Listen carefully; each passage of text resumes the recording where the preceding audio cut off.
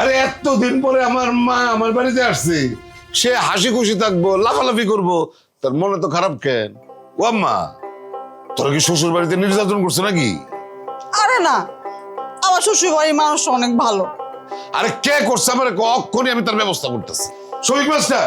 আরে না, shopping master না, তাহলে কে? আম্মা। তুমি কও। জোনাকি জোনাকি como que আমার পা থেকে মাথা স্কুল বান্ধবী জোনাকি আসলে না ছোট ভাষা আমি ভালোভাবে কইছি যে মা আইসো জন এতদিন পরে জানা তুই তোর লগে দেখা করা খুব ভালো করছে। করি নাই তো উনি তো সর্বনাশটা হয়েছে জোনাকি আর জোনাকির জামাই মিলা আমার মাইয়ার জামাই রে এত অপমান করছে যে আমি নিজে পারতেছি না। আমার মায়ের জামাইয়ের অপমান করছে? এই কি করছে কত? কি করছে জানো?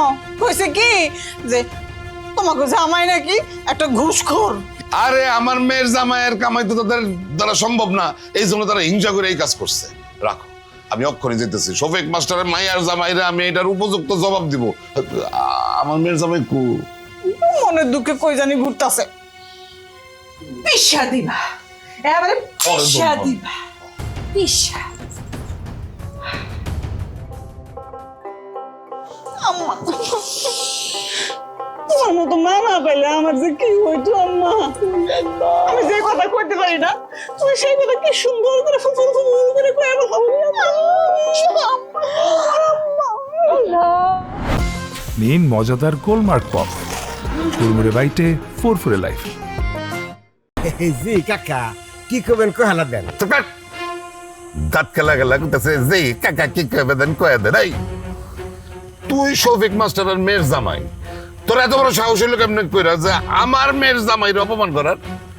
আপনার মেয়ের জামাই? ও হ, হ্যাঁ তো কত হয়েছে তো? হ্যাঁ, এটা তো কথা হচ্ছে। তো তুই আমার মেয়ের জামাইরে ঘুষখোর কইলি কোন আক্কেলে? দেখেন কাকা, হে নিজে মুহূর্তে স্বীকার করলো যে 40,000 টাকা বেতনে চাকরি করে, কিন্তু কামাই করে 3 লাখ টাকা। বাদ বাকি টাকা কোন থেকে এসে? বাতাসে ভাসে এসে। এই বাদ বাকি টাকা যেখান থেকে আসুক, এইটা শোনার পর তুই কোন আক্কেলে তারে বললি যে ঘুষখোর? হ্যাঁ, এই কথা মুখের উপর তুই বললি কোন চাউসে? তো ঘুষ কব না তো কি কব? কালি যদি তুই ওই শফিক মাস্টারের মায়ের জামাই না হইতি, থাপড়াইতে তোর আমি লম্বা করে ফেলাইতাম। ফাজিল বেটা জানি কোথাটা।